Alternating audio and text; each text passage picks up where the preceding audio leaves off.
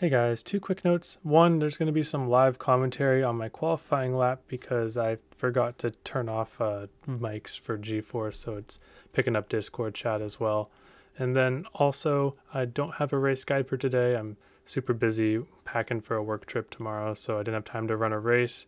But I think the line that I'm doing is going to be pretty sustainable for the race as long as you keep backing up your stuff and taking things easy on the tires. But with that being said, let's get right to the lap.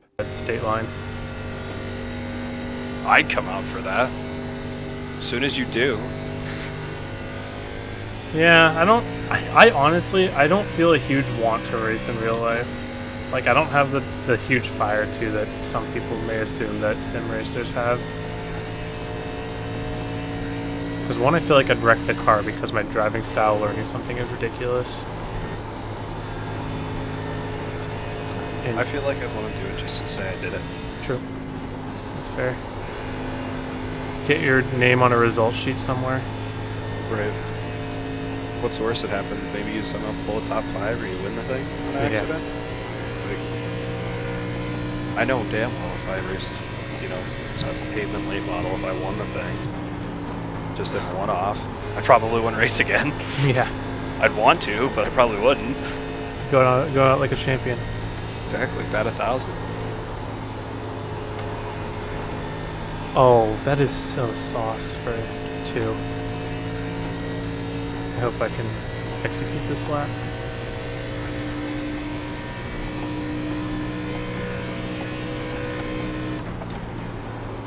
Have to get a little more late model bring you out here. Put you on dirt and see how that works.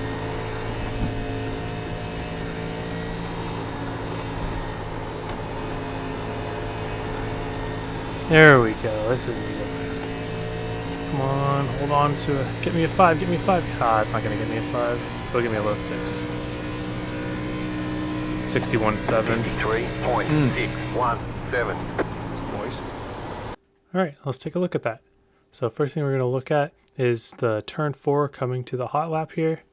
So you see that I'm going to do a long sweeping arc, and I'm going to try to apex as late as possible in this corner. You can't really build up momentum driving the outside line like at usual tracks. So you want to instead start high and then kind of cut down to the bottom and try to late apex, make as straight of an exit as possible. So you see here,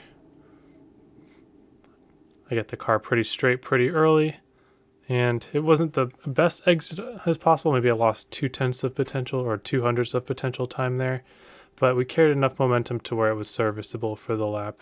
So let's take a look at that one more time. I started out super wide, then I cut down a little later than you would want to on the actual lap, just to get as much speed as possible, as much momentum as possible for the beginning of the lap. And you come off the corner, try to straighten out as much as possible. All right, now we're here in turn 1. So as we head up into turn 1 here, I take a pretty shallow line here.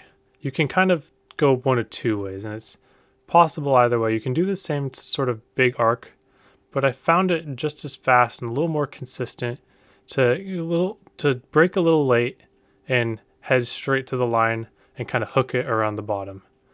And by doing that, we have a little less momentum coming off the corner, but because the straight between 1 and 2 is so short, that won't matter too much. So you see I'm able to hook the bottom, and because I get a straighter exit off, I actually start gaining a bit on my all-time best here. So on my all-time best from last season, which is only 100th faster, it was pretty consistent, but it seemed that I dove it in a little farther and had a little worse exit. So there's two schools of thought there, and they seem to equal out, but I found it more comfortable just to kind of dive it in a little early, hook it around the bottom, and make up a little time on exit by not just throwing it in there. Okay, so here for turn 2, this is where the magic happens. This is what I found in my lap discovery that was a lot better than the last time we came around here. So you see I'm carrying a lot more momentum through the corner, and you're wondering, how did I do that? So as we go back here, so it's all about the angle of approach that you take. Notice how I'm not using brake at all in this situation. So there's a little feeling of moving down the hill.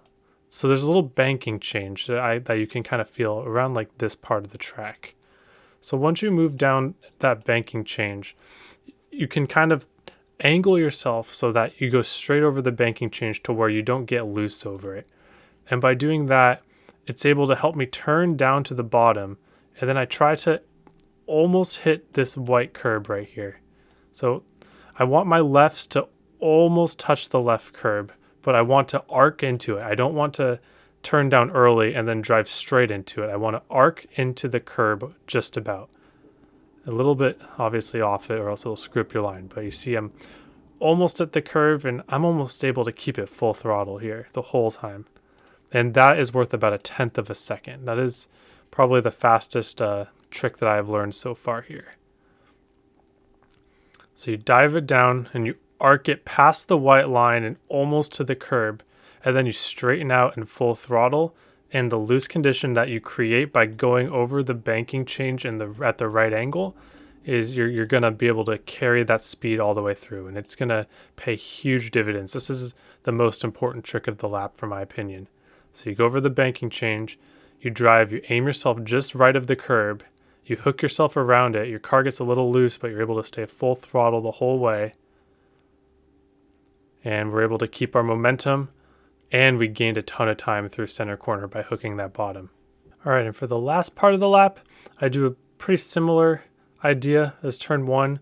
I kind of drive it in a bit deep, and my brake bias here, I'm able to help drag the brakes, get me to the bottom, but then able to gas up early and get as close to the curb as possible without touching it. And then this will allow me to drive all the way up off the corner. So we'll take a look at that one more time. So with normal braking, this much brake, if you have a low brake bias, you're going to be going pretty straight here. But by doing my 59% brake bias, I found that that's the sweet spot that helps me turn in without sliding. So I get that brake and I turn it back into a drag. So you see I have an initial stab. So I turn the wheel and stab. So the order of that matters a lot. So you don't want to stab and then turn the wheel, because that'll either spin you out if your brake bias is low or lock you up if your brake bias is high. So you notice if we go into slow motion, just as I make that jerk turn to the left is when I start adding the brake. So it's almost like the steering leads the brake, and the faster that one can lead into another, the more efficient it's going to be. So you see steering leads into the brake, back it off into a drag, and then use your brake and throttle to get to the bottom, and then curl it around the curb just about and drive it off. It might get a little sketchy here. I got a little loose. And then, so I found turn 4 to be a fairly inconsistent corner. If you approach this too conservatively, you might feel good, but you're still going to lose like over 1/10 compared to something that is just on edge and super fast. So I found that the best line is to do an arcing from middle to bottom, keeping as much momentum as possible. And the only advice I can give to you is experiment. Experiment with what's too much speed into turn 4, because the results might surprise you. So I only back off the throttle to half here. The car gets loose the whole way, and I'm able to get back to most of the throttle by apex, and this is allowing me to carry most of my speed. So you notice I actually don't have a great run off the corner, so I could have actually carried more throttle throughout this corner, most likely, and it would have had it been okay. It's a lot. You can be a lot more aggressive into turn 4 than you imagine, and if you do this in a race scenario, it might actually not even be that bad for your tires, because this is driving off a lot of the rear a lot of the way. But you don't want to slide them too much, because if you slide your tires too much, or even once for that matter, you'll heat them up to a point where it just ruins your next lap or two. You're just like, this isn't the same car that I was driving earlier. So even though I didn't do a race this week, I know a tip for you guys is going to be to keep your car as stable as possible on the exit of 4 while also keeping the momentum. If you get too aggressive and you throttle up too early and you just slide your rears all the way around, you're going to be paying for that in turn 1 and 2 at least, if not for multiple laps. So just stay smooth in the race, back up these points a little bit, but these points are a very good start for what you need to be looking for and adjusting to throughout the race and how your tires feel. All right, thanks for watching. I've had a pretty crazy week on the channel with one of my videos getting a lot of support, so I just want to thank you all for that, and be on the lookout for a really cool announcement when we hit 500 subscribers. We're planning something really big for it, and I think it's going to be awesome. So I hope you all have a wonderful day, and I will see you on the track.